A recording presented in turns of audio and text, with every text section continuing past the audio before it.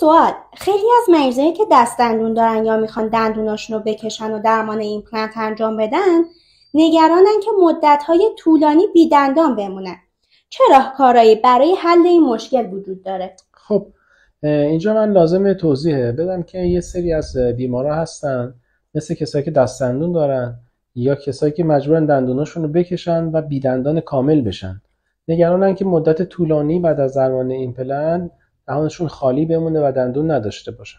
اما با سیستم‌های جدیدی که ما کار می‌کنیم به اسم ایمپلنت‌های یک روزه، یعنی همون روزی که ما دندون‌ها رو میکشیم یا جراحی رو انجام میدیم همون روز قالب‌گیری انجام میدیم و در مدت کوتاهی شاید در طی 24 ساعت تا 48 ساعت ما دندون‌ها رو به بیمار تحویل میدیم.